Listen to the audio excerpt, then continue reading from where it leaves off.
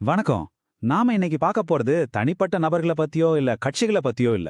இது அமைப்புகள பத்தியும் கள யதார்த்தங்கள பத்தியும். பாருங்க, ஒவ்வொரு தேர்தலுமே நிர்வாகத்துக்கான ஒரு முக்கியமான டேட்டா செட்.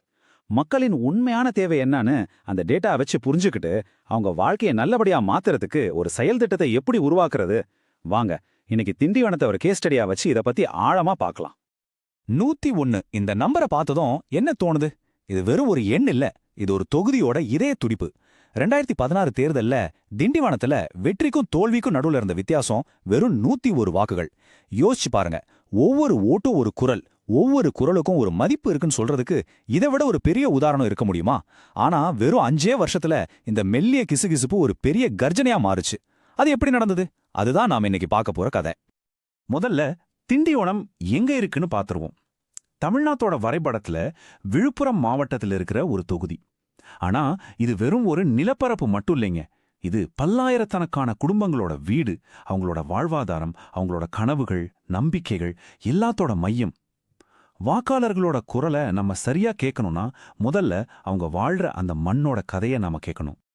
சரி, இப்ப திண்டிவனத்தோட கலை யதார்த்தம் என்னன்னு பாப்போம்.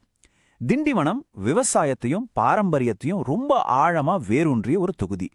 இங்க இருக்கிற அரசியல் எப்படி இயங்குதுன்னு நாம புரிஞ்சுக்கணும்னா இங்க வாழற மக்களோட சமூக பொருளாதார சூழலை நாம முதல்ல புரிஞ்சுக்கணும்.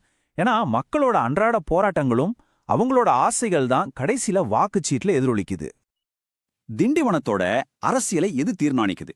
இந்த ஒரு புள்ளி விவரம் நமக்கு ஒரு முக்கியமான விஷயத்த சொல்லுது. இங்க இருக்கிற மக்கள்ல 70% பேர் விவசாயத்தையும் அதை சார்ந்த தொழில்களையும் தான் நம்பி இருக்காங்க. இது வெறும் ஒரு நம்பர் கிடையாது, இது ஒரு வாழ்க்கை முறை. மழை பெய்யுதா, பயிருக்கு விலை கிடைக்குதா, பாசனத்துக்கு தண்ணி வருதா, இதெல்லாம் தான் இங்க இருக்கிற ஒவ்வொரு குடும்பத்தோட தலையெழுத்தையும் தீர்மானிக்குது. அதனால அவங்களோட கவலைகள் தான் இங்க அரசியலோட மையப்புள்ளியா மாறுது. சரி, இப்பதான் நம்ம பகுப்பாய்வோட முக்கியமான புதிருக்கு வர்றோம். வாக்குப்பெட்டியோட எதிரொலிகள். வெறும் 5 வருஷத்துல நூலிலை வித்தியாசத்துல இருந்த ஒரு தேர்தல் முடிவு எப்படி ஒரு தெளிவான மக்கள் தீர்ப்பா மாறுச்சு? இந்த ஆச்சரியமான மாற்றத்துக்கு பின்னாடி என்னென்ன காரணிகள் இருக்குன்னு நாம இப்ப ஆராயலாம். இந்த எண்களை பாருங்க.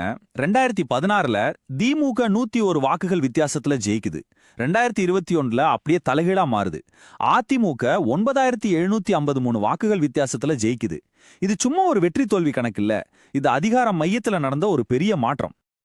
இந்த வரைபடம் அந்த மாற்றத்தோட அளவை இன்னும் தெளிவா காட்டுது. 2016ல இருந்த அந்த சின்ன வித்தியாசம் 2021ல ஒரு பெரிய பிளவா மாறி இருக்கு. ஒரு இழுபறியான போட்டியிலிருந்து ஒரு தெளிவான மக்கள் தீர்ப்பை நோக்கி வாக்காளர்கள் நகர்ந்திருக்காங்க. இந்த மாற்றம் யதார்த்தமா நடந்ததில்ல, இதுக்கு பின்னாடி ரொம்ப வலுவான காரணங்கள் இருக்கு. இப்போ நம்மளோட உண்மையான கேள்வி இதுதான். வெறும் 5 வருஷத்துல வாக்காளர்களோட மனநிலையில இவ்ளோ பெரிய மாற்றத்தை ஏற்படுத்தினது எது? இதுக்கான விடையத்தான் நாம இந்த பகுப்பாய்வுல தேட போறோம். இது வெறும் கட்சி அரசியல் பத்தினதில்ல, இது மக்களோட தேவைகள், அவங்களோட ஏமாற்றங்கள் பத்தின ஒரு ஆழமான புரிதல். தேர்தல் முடிவுகள் எங்கிருந்தோ வர்றதில்ல, அது மக்களோட அன்றாட பிரச்சனைகள், நிறைவேறாத தேவைகள்ங்கிற மண்ணுல இருந்து தான் முளைச்சு வருது. வாக்காளர்களோட குறைகளை காது கொடுத்து கேட்கறது அந்த அரசியல் மண்ணோட தன்மையை புரிஞ்சுக்கிற மாதிரி. வாங்க, இப்போ அந்த குறைகளோட உடற்கூறியலை நாம ஆராய்வோம். இது வெறும் புகார்களோட பட்டியல் கிடையாது. இது மக்களோட அன்றாட வாழ்க்கையில அவங்க அனுபவிக்கிற வழிகள், முடிக்கப்படாத குடிநீர் திட்டங்கள், பாதியிலே நிக்கிற சாலை பணிகள், இளைஞர்களுக்கு விவசாயத்தை தாண்டி வேற வேலை இல்லாதது, அத்தியாவசிய பொருட்களோட விலைவாசி உயர்வு, நலத்திட்டங்கள் சரியா போய் சேராதது, சட்டவிரோதமா நடக்கிற மணல் கொள்ளை. இதுல ஒவ்வொரு பிரச்சனையும் அரசு மேல மக்கள் வச்சிருக்கிற நம்பிக்கையில விழுற அடி. இந்திய அரசியலமைப்பு ஒவ்வொரு குடிமகனுக்கும் கண்ணியமான வாழ்க்கைக்கான உரிமையை வழங்குது. அந்த உரிமைக்கான குரல் தான் இந்த குறைகள். இதை தீர்க்கிறது வெறும் வாக்குகளை ஜெயிக்கிறதுக்கான வழி இல்ல, அது மக்களின் அடிப்படை உரிமைகளை உறுதி செய்யறது. இங்கதான் நலத்திட்ட சோர்வுன்னு ஒரு விஷயம் வருது. இலவச திட்டங்கள் மக்களுக்கு ஒரு பக்கம் நன்மை செஞ்சாலும் அதே நேரத்துல கரண்ட் பில்லு, தண்ணி வரி மாதிரியான சுமைகளை அவங்க மேல ஏத்தும்போது அந்த நலத்திட்டங்களோட பலன் குறைஞ்சு போகுது. இது ஒரு கையில கொடுத்துட்டு இன்னொரு கையால புடுங்குற மாதிரி ஒரு உணர்வு மக்களுக்கு கொடுக்குது. வாக்குறுதிகள் காத்துல பறக்கும் போதும் செலவுகள் அதிகமாகும் போதும் நலத்திட்டங்களை மட்டும் வச்சு மக்களோட கோபத்தை சரி பண்ணிட முடியாது. திண்டிவனத்தோட அரசியல் கணக்குகளை நாம புரிஞ்சுக்கணும்னா அதோட சமூக அமைப்பை நாம புரிஞ்சுக்கிறது ரொம்ப ரொம்ப முக்கியம். ரொம்ப ஆழமா வேரூன்றிய சமூக இயக்கங்களும் சாதி அடிப்படையிலான கணக்கீடுகளும் தான் அரசியல் கூட்டணிகளையும் வாக்காளர்களோட முடிவுகளையும் வடிவமைக்குது. இது வெறும் நம்பர்ஸை பத்தினதில்ல, இது மக்களோட அடையாளம், அவங்களோட கூட்டு நலன்கள் சம்பந்தப்பட்டது. இந்த வரைபடம் திண்டிவனத்தோட மக்கள் தொகை அமைப்பை காட்டுது. வன்னியர்கள் கிட்டத்தட்ட 40%, தலித்துகள் சுமார் 30%. இந்த சமூக குழுக்கள் அரசியல் கட்சிகளுக்கு ஒரு வலுவான ஆதரவு தளமா இருக்காங்க. பொதுவா வன்னியர்கள் பாமக அல்லது அதிமுக கூட்டணியையும், தலித்துகள் நலத்திட்டங்களுக்காக திமுகவையும் ஆதரிக்கிறாங்க. ஆனா வளர்ச்சி திட்டங்கள், நலத்திட்டங்கள்லாம் சரியா நடக்காதப்போ இந்த விசுவாசங்கள் மாற வாய்ப்பு இருக்கு. ஏன்னா அரசியல்ல எதுவுமே நிரந்தரம் கிடையாது. அப்போ வளர்ச்சி திட்டங்கள் நிறைவேறாததால இந்த பாரம்பரிய விசுவாசங்கள் கேள்விக்குள்ளாகும்போது ஒரு நல்ல நிர்வாகம் என்ன செய்யணும்? வெறும் பிரச்சனைகளை மட்டும் சொல்றது பத்தாது, அதுக்கு தீர்வு கொடுக்கறது தான் உண்மையான தலைமை. இப்ப மக்களோட குறைகளிலிருந்து வளர்ச்சியை நோக்கி எப்படி போறதுங்கிறதுக்கான ஒரு செயல் திட்டத்தை பத்தி பாப்போம். இதுக்கு சதுர்முக கோட்பாடுன்னு பேரு. இது ஒரு தொகுதியோட முக்கிய தேவைகளை நிவர்த்தி செய்யற 4 தூண்களை கொண்ட ஒரு செயல் திட்டம். இதுல ஆக்ரோஷம், ஸ்திரத்தன்மை, பொதுமை, பாதுகாப்புன்னு 4 விஷயங்களையும் சமமா கையாளணும். இது வெறும் ஒரு அரசியல் உத்தி இல்ல, இது ஒரு சிறப்பான நிர்வாகத்துக்கான மாதிரி. இந்த 4 தூண்களையும் திண்டிவனத்தோட பிரச்சனைகளோட பொருத்தி பார்ப்போம். முதல் தூண் சிவன், அதாவது ஆக்ரோஷம். எதிர்க்கட்சியோட தோல்விகளான முடிக்கப்படாத குடிநீர் திட்டங்கள், சாலை பணிகள் இதையெல்லாம் சுட்டிக்காட்டுறது. 2வது விஷ்ணு, அதாவது ஸ்திரத்தன்மை. நல்ல நலத்திட்டங்கள் தொடரும்னு மக்களுக்கு உறுதி கொடுக்கிறது. 3வது பிரம்மா, அதாவது புதுமை. வேலைவாய்ப்பின்மையை சரி செய்ய புது புது திட்டங்களை கொண்டு வரது. 4வது துர்கா, அதாவது பாதுகாப்பு. விவசாயிகள், பெண்கள் மாதிரியானவங்கள பாதுகாக்கிறது, சட்டவிரோத மணல் கொள்ளையை தடுக்கிறது. இந்த மாதிரி ஒரு அணுகுமுறைக்கு மக்களோட தேவைகள் பத்தின ஆழமான தரவுகள் தேவை. ஆனா அந்த தரவுகளை பயன்படுத்தும் போது இந்தியாவோட டிபிடிபி சட்டத்தின்படி ஒவ்வொரு குடிமகனோட தனி உரிமையையும் அவங்களோட சம்மதத்தையும் மதிக்கிறது ரொம்ப முக்கியம். தரவுகள் மக்களோட கண்ணியத்தை உயர்த்தணுமே தவிர அவங்கள ஒரு பொருளா பயன்படுத்தக்கூடாது. ஒரு வெற்றிகரமான செயல் திட்டம்ங்கிறது வெத்து வாக்குறுதிகள் இல்ல, அது உறுதியான திட்டங்கள்.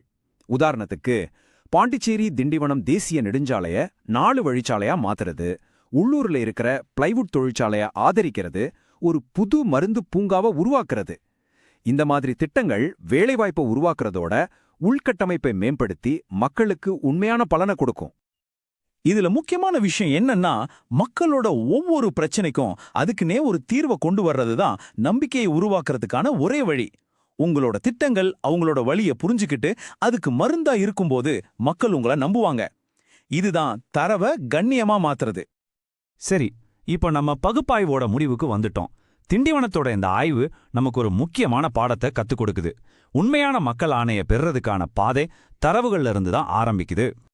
உண்மையான மக்கள் ஆணைங்கிறது தேர்தல் அன்னைக்கு மட்டும் ஜெயிக்கிறது இல்ல, அது ஒவ்வொரு நாளும் கொஞ்சம் கொஞ்சமா உருவாக்கப்படுது. தரவ கண்ணியமாவும் வாக்குறுதிகளை வளர்ச்சியாகவும் மாத்துறது மூலமா தான் அது கட்டமைக்கப்படுது. நீண்டகால அரசியல் வெற்றிங்கிறது மக்களுக்கு தொடர்ந்து சேவை செய்யற தரவுகளை அடிப்படையா வச்ச ஒரு நிர்வாகத்தை பொறுத்துதான் இருக்கு. கடைசியா உங்களை யோசிக்க வைக்கிற ஒரு கேள்வியோட நான் முடிக்கிறேன். ஒவ்வொரு வாக்காளரோட குறையும் ஒரு டேட்டா பாயிண்ட்னா, நம்ம அரசியல் அமைப்பு உண்மையிலேயே அதை காது கொடுத்து கேக்குதா, இல்ல அது தேர்தல் நேரத்து சத்தத்துல காணாம போயிடுதா?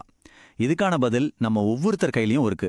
நீங்க மக்கள் மைய தலைவரா மாறி உங்கள் தொகுதியை மேம்படுத்த விரும்பினால் blueprintstrategies.ai, mgr@blueprintstrategies.ai என்ற மின்னஞ்சல் முகவரியில் தொடர்பு கொள்ளவும், அல்லது 08042041602 என்ற எண்ணிற்கு அழைக்கவும். அரசியலுக்கு அப்பாற்பட்ட ஒரு நோக்கம்,